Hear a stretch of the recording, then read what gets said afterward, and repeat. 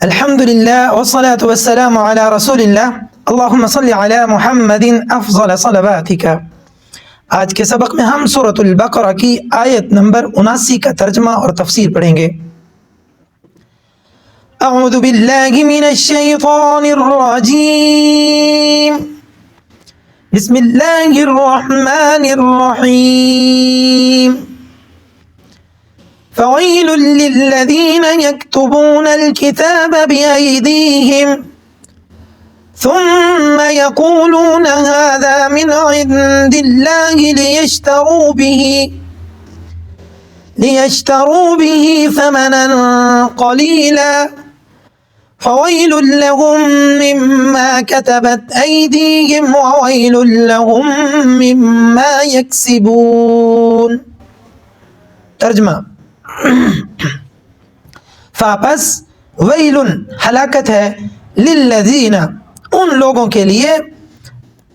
یکتبون وہ لکھتے ہیں الکتاب کتاب کو بایدیہم اپنے ہاتھوں سے، ثم پھر یقولون وہ کہتے ہیں ھذا یہ من سے، عند پاس،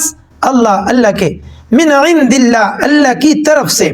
لیشتروا تاکہ وہ خریدیں، بھی اس کے ذریعے سے، ثمنا قلیلا تھوڑی سی رقم، تھوڑی سی قیمت۔ فویل فاپس ویل ہلاکت ہے لہم ان کے لیے، مما کتبت وہ جو لکھتے ہیں، ایدیہم ان کے ہاتھ، وویل اور ویل ہلاکت ہے لہم ان کے لیے، مما اس سے، یکسبون جو وہ کماتے ہیں۔ فویل للذین یکتبون الکتاب بایدیہم پس ہلاکت ہے ان لوگوں کے لیے کہ جو اپنے ہاتھ سے کتاب لکھتے ہیں، ثم یقولون ھذا من عند اللہ پھر وہ کہتے ہیں کہ یہ اللہ کی طرف سے ہے، لیشتروا بہ ثمنا قلیلا تاکہ وہ اس کے ذریعے سے تھوڑا سا مال، تھوڑی سی قیمت حاصل کر سکیں۔ فویل لہم پس ہلاکت ہے ان کے لیے، مما کتبت ایدیہم جو ان کے ہاتھ لکھتے ہیں، وویل لہم مما یکسبون اور ہلاکت ہے ان کے لیے جو وہ کماتے ہیں۔ اس آیت مبارکہ کے اندر اللہ رب العزت نے یہود کے علماء سو، یعنی یہود کے وہ علماء جو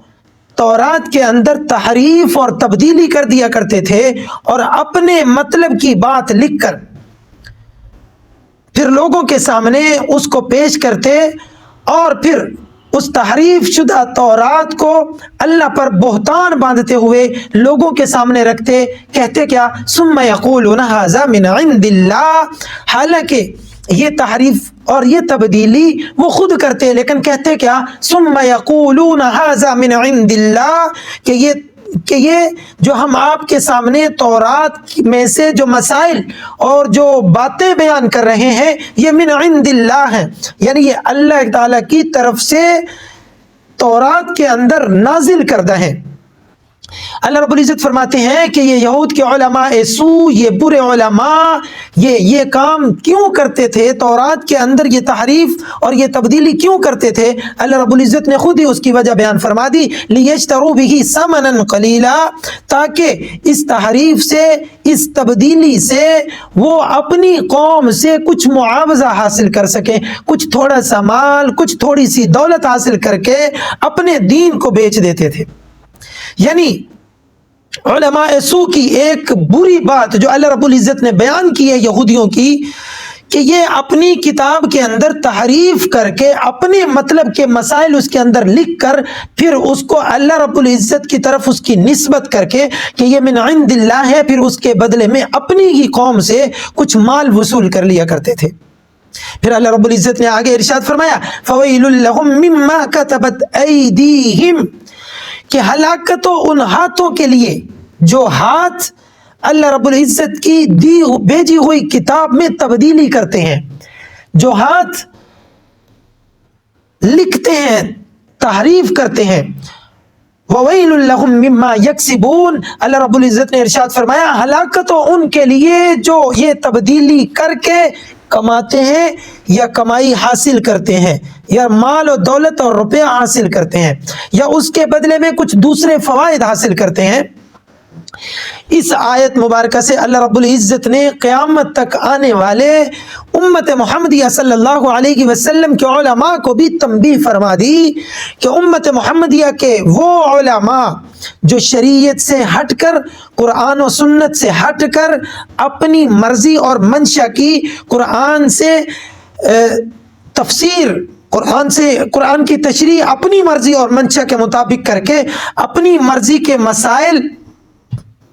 جو ہے وہ لوگوں کے سامنے پیش کر دیتے ہیں، اور پھر اس کے بدلے میں لوگوں سے نذرانہ اور عقیدت وصول کرتے ہیں، تو اللہ رب العزت نے ارشاد فرمایا کہ قیامت تک ایسے علماء جو ہیں ان پر اللہ رب العزت لعنت اور ملامت اور ہلاکت جو ہے وہ ان کے لیے اللہ رب العزت نے لکھ دی ہوئی ہے، اور وہ کمائی ان کے لیے قیامت کے روز اس دنیا میں بھی اور پھر قیامت کے روز یعنی آخرت میں بھی وہ کمائی، وہ نذرانہ، وہ عقیدت جو شریعت کے اندر تبدیلی کر کے تحریف کر کے حاصل کی گئی ہوگی وہ ان کے لیے ہلاکت کا باعث بنے گی۔ اب تک کے لیے اتنا ہی، اگلے سبق تک کے لیے اجازت دیجیے، اللہ نگہبان، والسلام علیکم ورحمۃ اللہ وبرکاتہ۔